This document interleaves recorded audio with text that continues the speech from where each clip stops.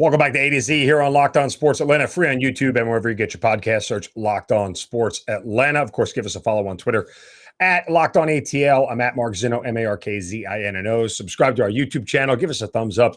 Like all the content. Make sure you check out all the great shows we got here on Locked On Sports Atlanta. This has been an amazing venture. You guys have had so much to do with it. The response has been amazing.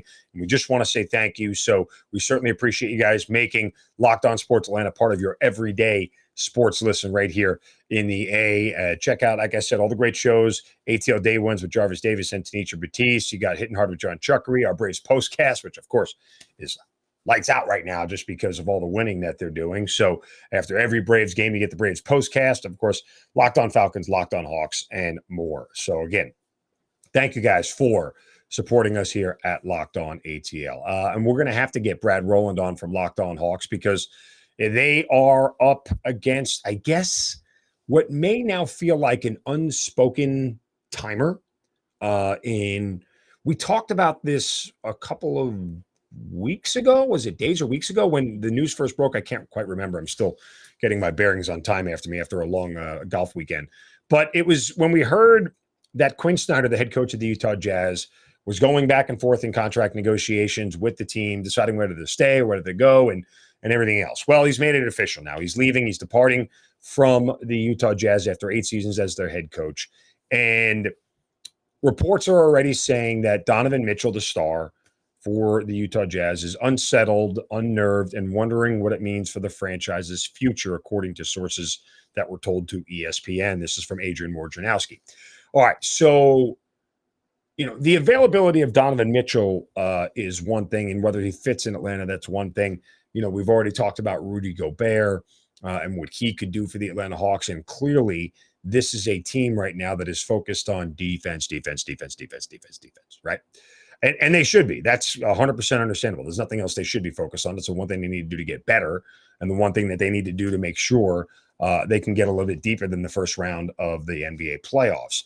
But here's the real rub.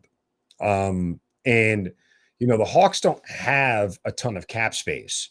And they don't have the ability to go out and get some big name free agents to make their team better.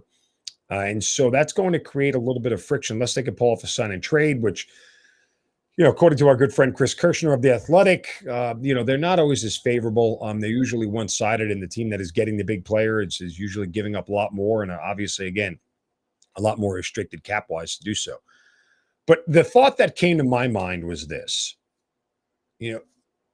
the Hawks have to be very swift but very careful about how they approach this whole thing.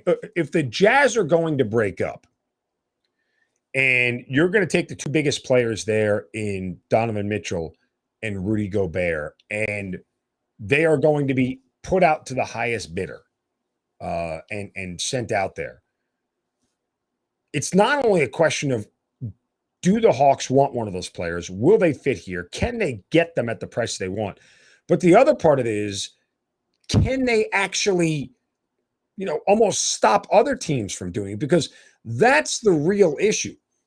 As I've said, this roster is currently constructed. At best, is the 6th best team in the Eastern Conference.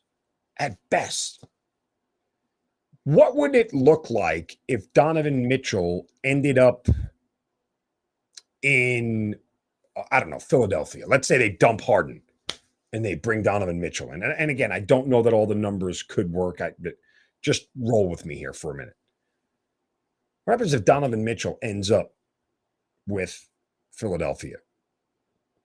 Or somehow Brooklyn, right? What if Rudy Gobert ends up in Brooklyn on a very friendly deal to go play with KD and Kyrie?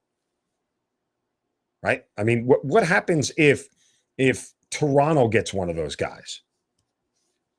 Imagine Milwaukee. Even if you take Donovan Mitchell and put him on the New York Knicks or the Cleveland Cavaliers, are they equal to where the Hawks are? There's an argument they could be. There's an argument that they could be. I mean, that's the challenge that Travis Schlenk faces at this moment, is not only does he have to make his team better, how do you get more better than the other Eastern Conference teams were also getting more better. And more better is not proper English. I understand that, but just work with me here. So the real challenge is, do you go get Donovan Mitchell? Do you go get Rudy Gobert? Do you mortgage the farm, as I like to say? Do you go change the construct of your future to get better now? And how much better will one of those guys make you?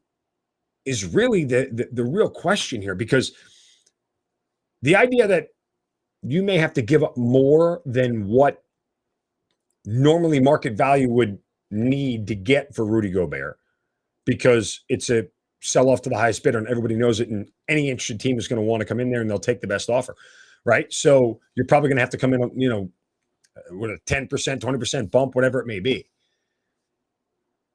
If that isn't enough to get you better than 5th or 4th in the Eastern Conference, what have you really done? Right? Especially when Donovan Mitchell may end up somewhere else in the East. Again, he could stay out West.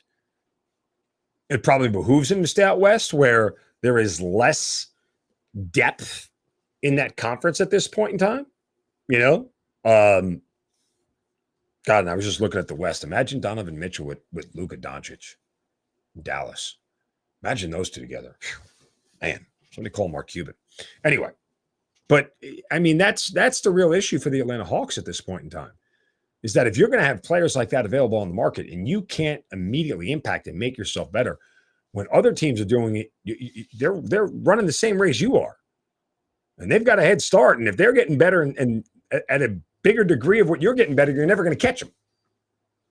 And that's the challenge. And that's where the Hawks are. And they've got to figure out a way to get better without, or hoping that everybody else who's better than them doesn't improve to the same percentage that the Hawks do. Because 6th is not a good place to be in the East. It's not going to get you far. You see what Boston did to Golden State, right?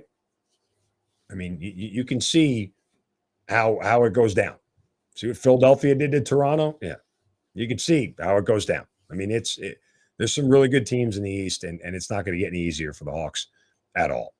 All right. Coming up next, we have Shovels of Wisdom, a little look at the Atlanta Falcons, and, of course, a recap of what was a great weekend. That's coming up next right here on A to Z on Locked On Sports Atlanta, free on YouTube, and wherever you get your podcast, search Locked On Sports Atlanta. We'll be right back.